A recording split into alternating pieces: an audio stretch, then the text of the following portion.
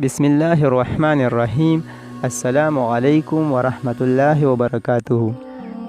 امید دی چې ټول مسلمانان لونه خويندې به روغ جوړ یې. ملګرو، نن درله یوه داسې وظیفه در کومه که چېرې ستاسو چاته څه حاجت پېښ شوي وي یا چاته څه کار پېښ شوي وي او تاسو سره دا یره وي زړه کې چې هسې نه زه لاړ شم او هغه ماته انکار وکړي، کار راله ونه کړي، نو زړه کې شک شبه مه ساته. په یقین سره دا وظیفه وکړه او ښه ښکلي په خوشحالۍ سره لاړ شه. انشاءالله هغه به ستا کار ښه په خوشحالۍ باندې وکړي.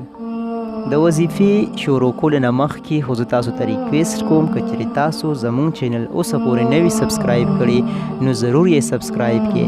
دې کې به تاسو ته همدغه شان اسانې او مجربې وظیفې په اسانتیا سره میلاویږي.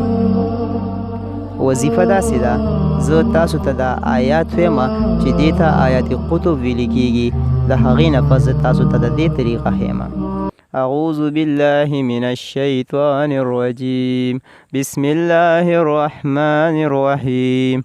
ثم انزل علیکم من بعد العم امنة نعاسا یغشا طائفة منكم وطائفة قد أهمتهم أنفسهم يظنون بالله غير الحق ظن الجاهلية يقولون هل لنا من الأمر من شيء قل إن الأمر كله لله يخفون في أنفسهم ما لا يبدون لك يقولون لو كان لنا من الأمر شيء ما قتلنا هاهنا قل لو كنتم في بيوتكم لبرز الذين كتب عليهم القتل إلى مضاجعهم وليبتلي الله ما في صدوركم وليمحص ما في قلوبكم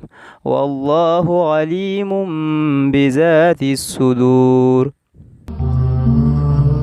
دا آیات قطب دی، دا به 3 وارې ووایې او په لاسونو باندې به کوف کې او په مخ باندې به راکاږې او بیا ښه په خوشحالۍ او ښه په تسلۍ سره لاړ شي.